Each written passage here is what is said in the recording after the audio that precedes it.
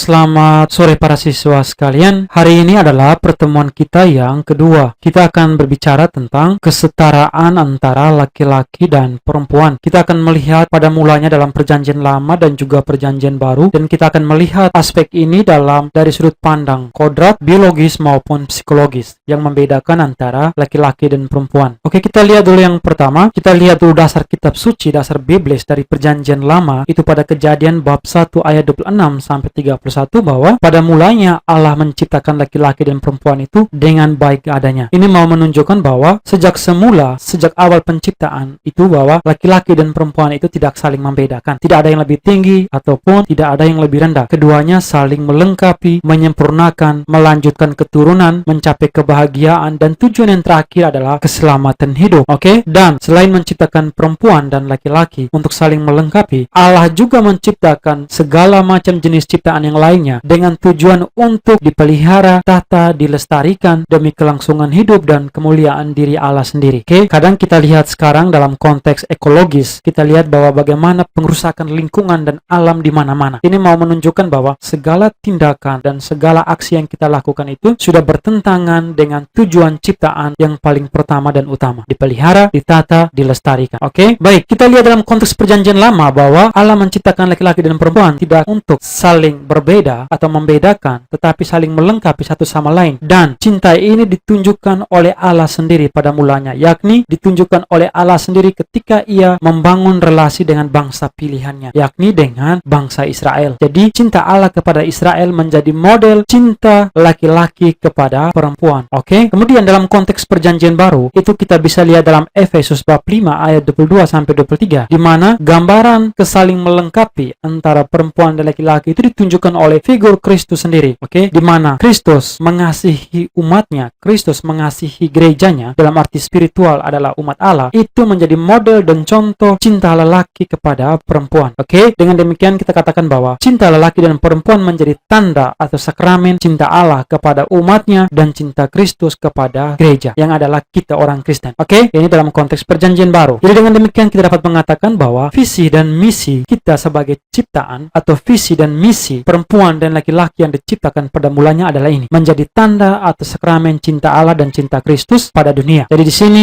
laki-laki dan perempuan mewartakan kasih Allah dan cinta Kristus kepada dunia. Jadi ini merupakan tujuan dan visi penciptaan yang paling pertama dan utama kepada kita umat manusia. Kemudian itu tadi dari aspek kitab suci, landasan Perjanjian Lama dan Perjanjian Baru. Sekarang kita lihat dari aspek kodrat, biologis dan psikologis. Kira-kira apa yang membedakan antara perempuan dan laki-laki? Dari aspek kodrat, biologis dan psikologis itu bahwa laki-laki dan perempuan itu berbeda. Dari aspek fisik kita bisa lihat bahwa organ kelamin laki-laki itu lebih bersifat memberi, sementara perempuan lebih bersifat menerima, mengadakan, memelihara. Kemudian pada cara berpikir laki-laki itu berbeda dengan wanita. Laki-laki cara berpikir lebih bersifat teoretis, lebih bersifat ide-ide, gagasan, konsep, abstrak, objektif, global, menjauh ke depan. Sementara perempuan lebih bersifat intuitif, lebih merasakan gerak hati, lebih bersifat konkret, subjektif, selalu kembali kepada dirinya sendiri, lebih bersifat rutin dan hal sehari-hari. Inilah perbedaan antara laki-laki dan perempuan secara kodrat dan biologis dan psikologis. Kemudian yang berikutnya, bagaimana cara merasa dari aspek afeksi, perasaan afektif, bahwa perasaan laki-laki itu mudah terkendali. Laki-laki lebih mudah mengendalikan emosi dan perasaannya, sementara perempuan itu mudah menjalar dari satu soal ke soal yang lain. Jelas ya? Kemudian pada cara bertindak laki-laki itu lebih bersifat aktif dan agresif, lebih bersifat mengambil tindakan. Perempuan itu lebih bersifat aktif dan adaptif, lebih bersifat menyesuaikan dengan situasi. Kemudian dari aspek fisik, kekokohan tubuh pada laki-laki dan keperkasaannya itu mau menunjukkan aspek lain dari laki-laki, yakni melindungi. Kemudian perempuan dari aspek fisik, keindahan tubuh dan keteduhan jiwa itu mau menunjukkan aspek lain dari perempuan untuk ketika menciptakan keharmonisan, ketenangan, kedamaian, ketentraman. Ini kita bisa lihat di rumah pada figur ibu ya. Kemudian secara kodrati, lelaki itu dipanggil menjadi partner, rekan, ayah, kekasih bagi perempuan. Kemudian secara kodrati, wanita itu menjadi istri, ibu yang mengasihi tanpa pamrih. Oke, hari ini sampai di sini dan ada penugasan pada bagian akhir, dikumpulkan di psikologi paling lambat jam 8 malam. Pertanyaannya adalah, apa yang kalian ketahui tentang gender? No Google, saya memohon apa yang ada di kepala kalian yang kalian ketahui selama ini. Mungkin dari buku yang kalian baca atau pernah dengar dari orang tentang istilah ini, gender. Yang kedua, apa itu feminisme yang kalian ketahui? Oke, hari ini sampai di sini dan sampai jumpa pada pertemuan yang berikutnya. Sekian dan terima kasih.